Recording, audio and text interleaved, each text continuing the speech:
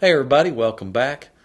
In this video we've got a big speaker that was brought in for us, or brought into us from a company called Heiko or something like that. It appears to be a company from Germany, and apparently they've been around for quite some time.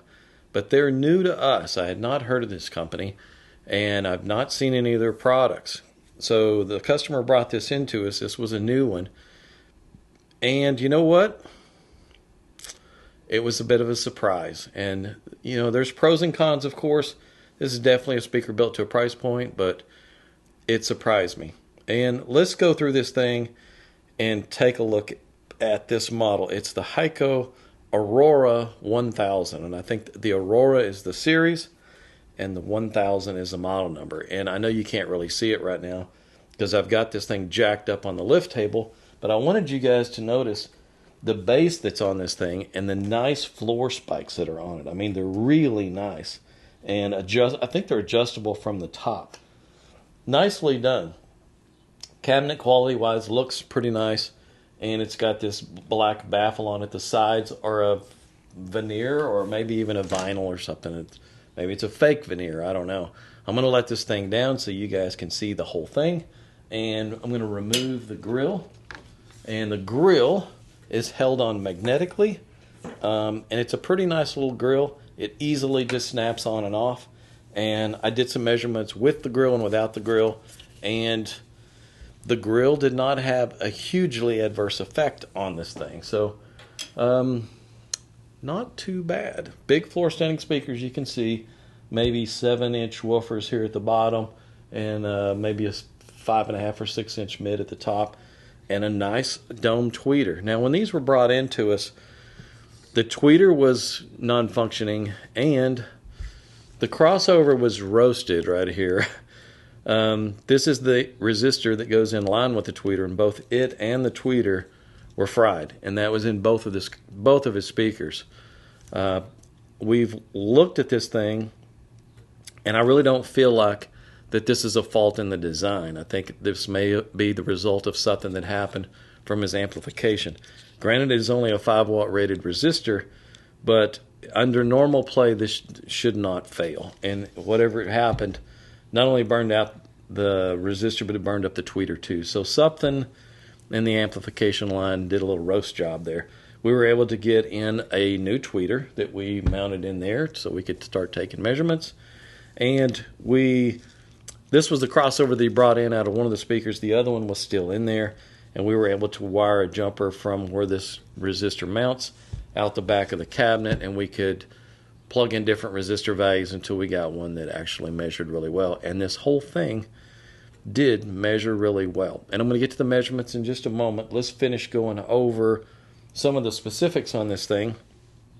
The woofers in the mid-bass driver, paper cone-based drivers. So I like paper cone drivers. They have more of a natural sound, and it didn't appear to have any breakup that I could see, at least in the measured response. They may have corrected some of it in the crossover, but I didn't really see anything there. The crossover was very typical. I didn't see anything unusual where I would think, oh, this is going on or that's going on, or they're having to put a lot of parts on here to correct for driver responses and things like that.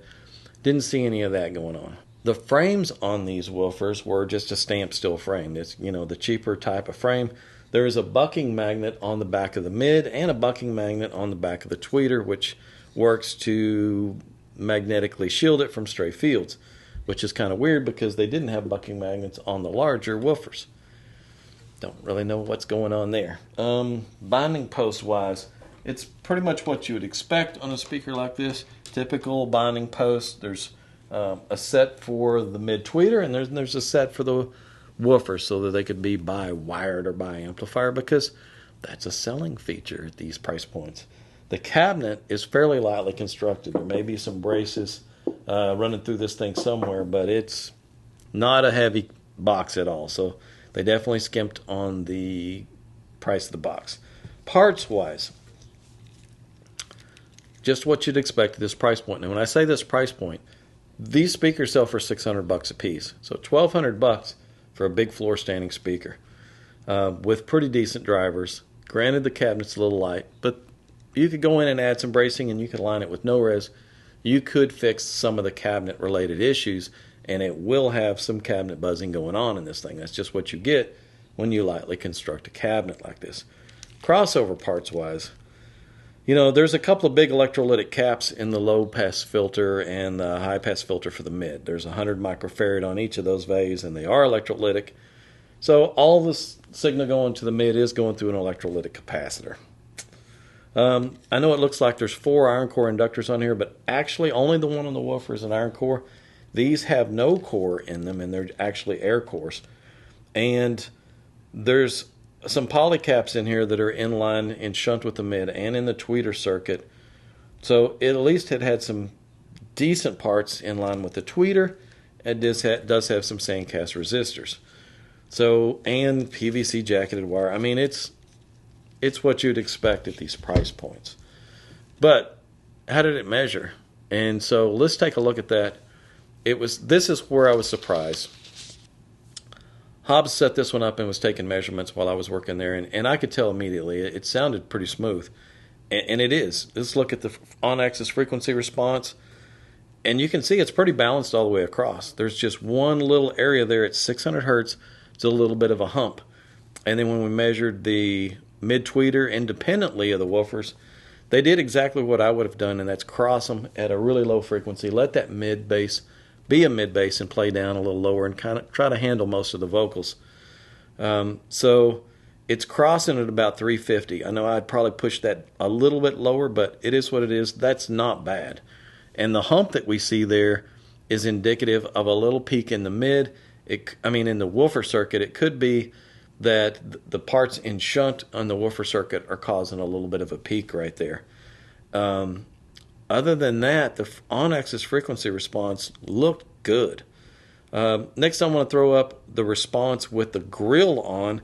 And as you can see, the grill didn't have that much of effect. It's pretty thin, and they actually rounded the inside edges of the grill so that there wasn't a sharp edge.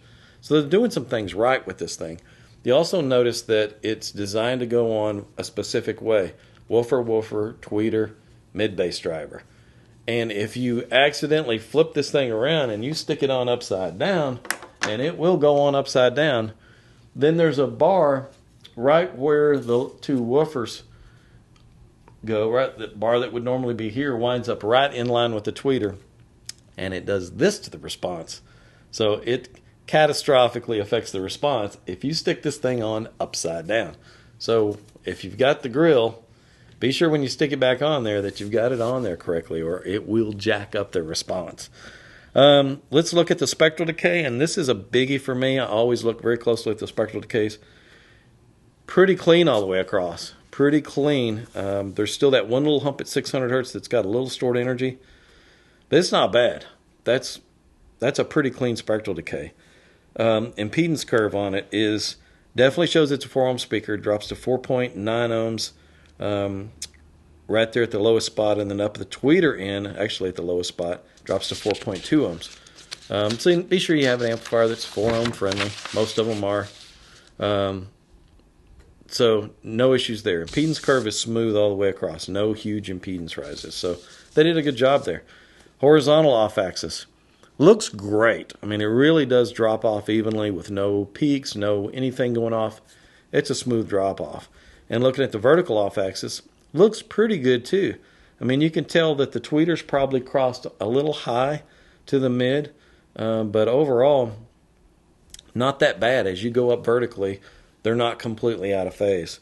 So I remember looking at this while Hobbs was measuring it, and I said, man, I don't feel like we need to redesign anything here. Let's just replicate the original crossover.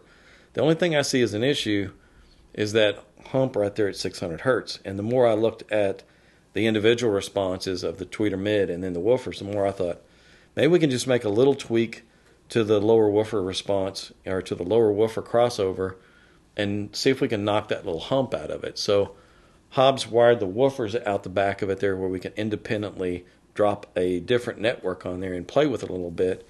And we wound up just going with a first order filter on it, which matches the first order filter on the bottom of the mid, and it got some of that hump out of it. Let's take a look at it here. look at the two measurements. There's one red and one in green. And as you can see, the lower line there, we knocked about 1.25 dB out of, that's 1.25 dB out of the output right there at 600 hertz. And it pulled the rest of it down just a little bit, and it took away a little of that smiley face that it had in the response and flattened things out just a little more.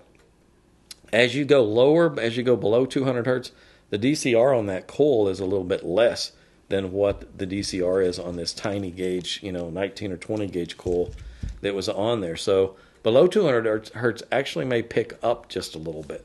The impedance after we were through doing that looks, again, fine. It's a minor tweak.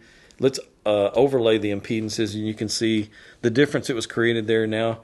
At the tuning frequency of the port, we're at 4.8 ohms and 4.6 ohms dip right there around 100 hertz. So not much different than it was. So overall, I would say they designed this thing fairly well. They just designed it to a price point. And when we see something like that, it's a good sign for us. There's some good bones here. We can go in and upgrade the quality of these parts, better wiring, get rid of some of those cheesy bonding posts, put some tube connectors on the back, and line this thing with some no-res. It really needs some no-res. And this could turn into a pretty high-quality speaker. I mean, it could sound really good, especially for the fact that they only sell these things for $600 a piece new. We're going to put together as cost-friendly of a crossover as we can. And I may offer just maybe some sonic caps on the tweeter circuit for those who really want to take it to the next level. But overall, I think we can do just a crossover upgrade, parts and wire and stuff, and this could transform this speaker quite a bit in form of resolution levels, detail levels, clean bass, clean vocal. We can clean up all of those areas with these tweaks. But man, if you're just looking for a home theater speaker, you're not so concerned with resolution and detail levels or imaging or things like that, and you just need something that can give you a kick in the pants and it's accurate and it's going to do anything you throw at it home theater wise, this may be a pretty good choice out there. I mean, for commercial speakers that are mass produced, I certainly don't see anything this accurate from Klipsch and some of those other companies that we see come through here. This company did a pretty good job on the actual design work. If they wanted to bring this thing to higher levels, I'm sure they probably could. They don't have to build a crossover with the most, budget level parts they can get their hands on. If they spend a little money in some of these areas, as good a quality as the rest of it is, and as well as they designed it, this is a company that I would look at for offering some good high quality speakers. I haven't looked at their higher end models, but they would be worth a look. This one definitely measures well. So as far as accuracy goes, I'm going to give these guys 2 thumbs up. And as far as an upgrade, the upgrade, by the time we're done with the new parts and stuff, it might be close to the cost of one speaker. I know that may seem kind of crazy, like, oh, we're almost spending, half as much as the pair cost to do the upgrades. But when you're done, you may only have $1,500 in the whole pair with really high quality parts, and that's crazy. That's crazy good. So, it may be a little higher than that. It involves a pretty good handful of parts. I'm going to say, even if it's $1,800 a pair with high-end parts and stuff, that's still a really good value.